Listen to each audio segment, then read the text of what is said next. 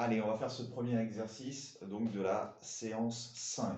On me demande de calculer la longueur AC et la longueur AB. Dans l'énoncé que vous avez, il est marqué que ED et AB sont parallèles. Vu qu'on a ces deux droites-là qui sont parallèles, on va pouvoir utiliser, et on voit bien qu'on est dans une configuration de Thalès, on va pouvoir utiliser le théorème de Thalès pour calculer AC et calculer AB. Allez, vous vous rappelez, on a deux conditions pour utiliser le théorème de Thalès.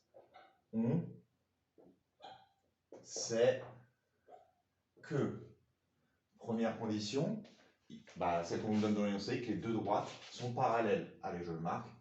AB est parallèle à ED. Ça y est. La deuxième condition, c'est qu'on a deux droites qui sont séquentes.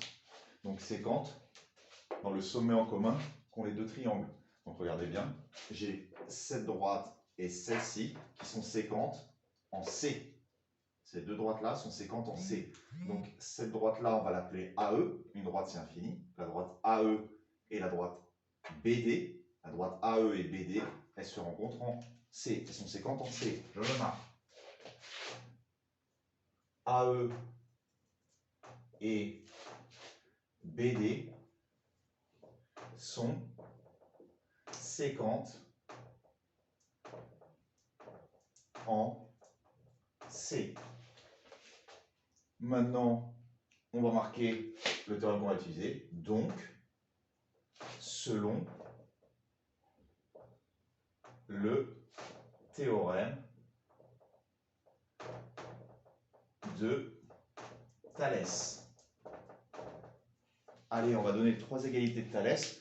Faites bien attention pour ne pas vous tromper, partez tout le temps du sommet en commun. Le sommet en commun, c'est C. On va tout le temps diviser un triangle par un autre. Donc regardez, on part de C. CE sur CA. On fait le petit triangle divisé par le grand triangle. Partez tout le temps du sommet en commun. Là, le sommet en commun, c'est C. CE divisé par CA. Allez, on continue. Divisé est égal à CD, le petit triangle, toujours on garde le même ordre, divisé par CB.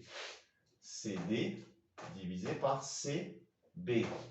Et la troisième égalité, le troisième côté du triangle, ED, le petit triangle, divisé par AB. Faites bien attention, gardez le même ordre. Si vous avez fait le petit sur le grand, gardez le petit divisé par le grand les trois fois. Voilà, on a mis les trois égalités du théorème de Thalès. Maintenant, on va remplacer. CE, on connaît, ça fait 6. Donc on marque 6, regardez, 6. Par contre, CA, on ne connaît pas. C'est ce qu'on cherche. Divisé par CA. On demande bien de calculer AC. CA, c'est pareil. Égal à CD sur CB. Alors CD, il est ici. Vu que là, je sais que j'ai 5, là, je sais que j'ai 2. J'ai forcément 3 ici, regardez. 5, 2, il me reste 3. 5 moins 2. Allez, CD, ça fait 3. Et CB, on l'a marqué dans l'énoncé, ça fait 5. Allez, on le marque. 3 divisé par 5. Égal à ED, on l'a ici, ça fait 2. Et AB, on ne connaît pas. C'est ce qu'on cherche aussi. Donc, on me demande de trouver CA. Je vais faire une règle de 3, regardez. CA, il est là, je multiplie la diagonale. 6 fois 5 divisé par 3. CA égale 6 fois 5 divisé par 3. 6 fois 5, 30. 30 divisé par 3, 10. Bon, vous allez voir la calculatrice. 10 cm. Voilà la valeur de CA. La valeur de AB. AB, 2 fois 5 divisé par 3.